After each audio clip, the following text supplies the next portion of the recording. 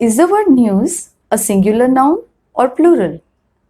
Is it thank you for the information or thank you for the informations? Do you want to know? Then watch this video.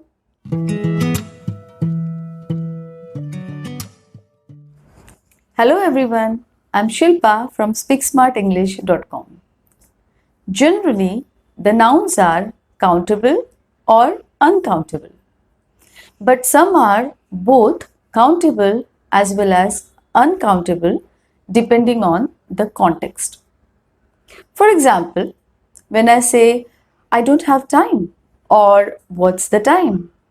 Time is an uncountable noun.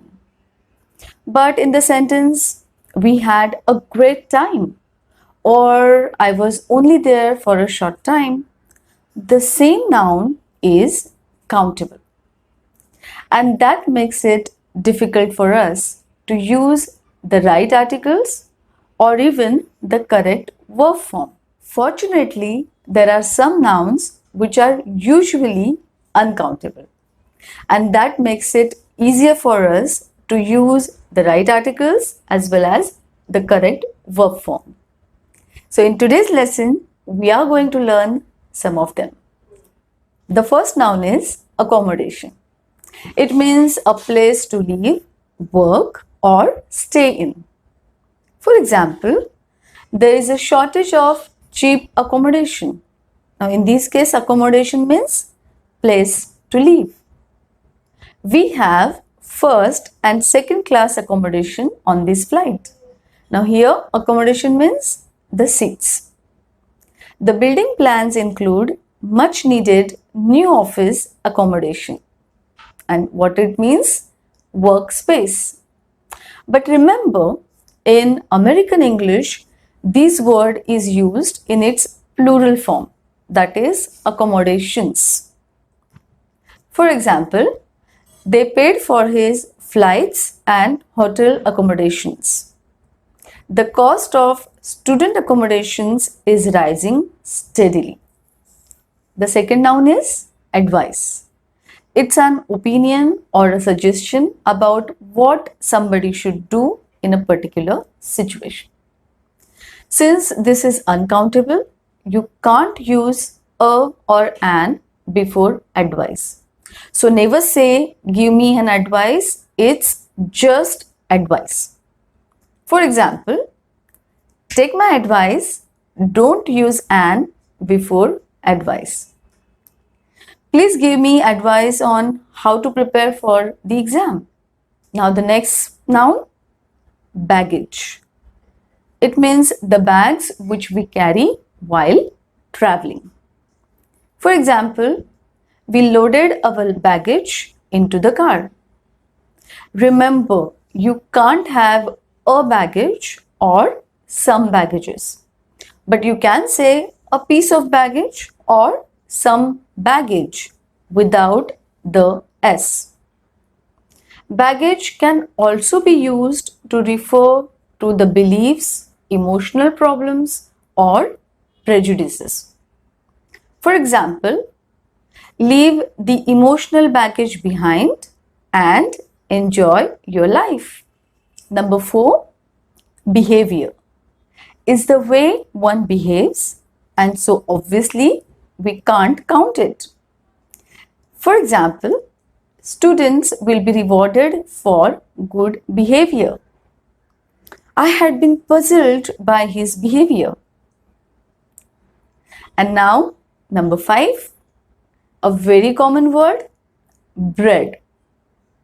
We can say a piece of bread, a slice of bread, or a loaf of bread, but not just a bread. For example, there is more fiber in wholemeal bread than in white bread. Number 6, chaos. It means a complete lack of order and organization, a state of utter confusion. The airport was in chaos during the strike. The country is sliding into economic chaos. Number 7, damage. It means some physical harm caused to something or some unpleasant effects on something or someone.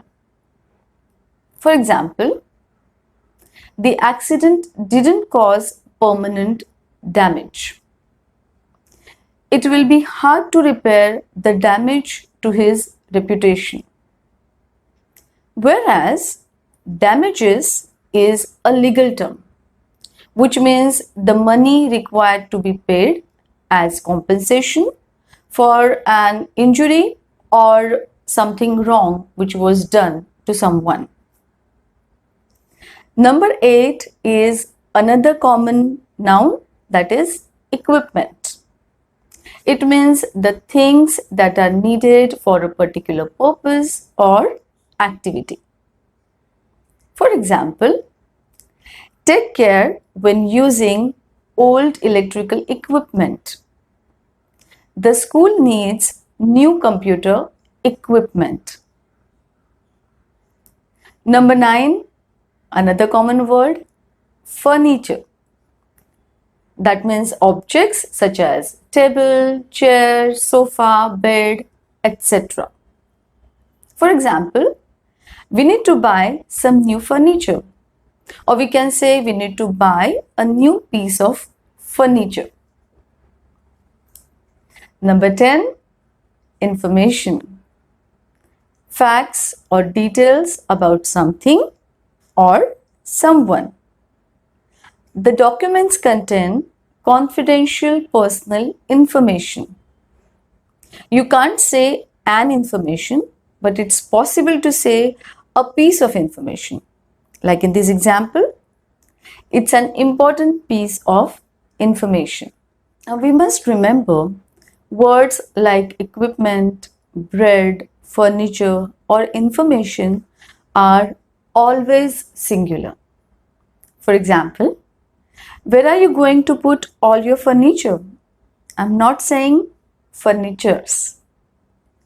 Let me know if you need more information and not informations. I'm going to buy some bread, not breads. But of course, you may use breads, but in specific contexts. For example, while talking about the types of bread, as in this case, the bakery offers a nice selection of breads and pastries.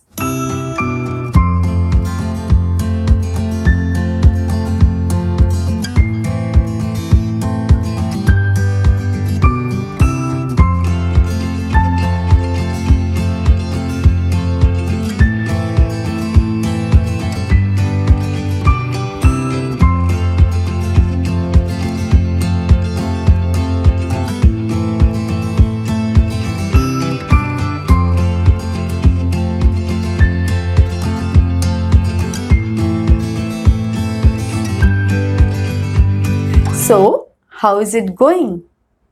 So far, so good? I don't want to rush, so I think I should leave you with these 10 nouns for the time being. This will allow you to practice them well enough. These are common nouns and we often use them. So it's essential to use them correctly. But now you know this important aspect which will help you to avoid the error. That's it for now. Please subscribe to my channel and press the bell icon to all so that you won't miss any of my new video uploads. See you in the second part with the remaining 10 uncountable nouns. Till then, happy learning and keep smiling. Bye.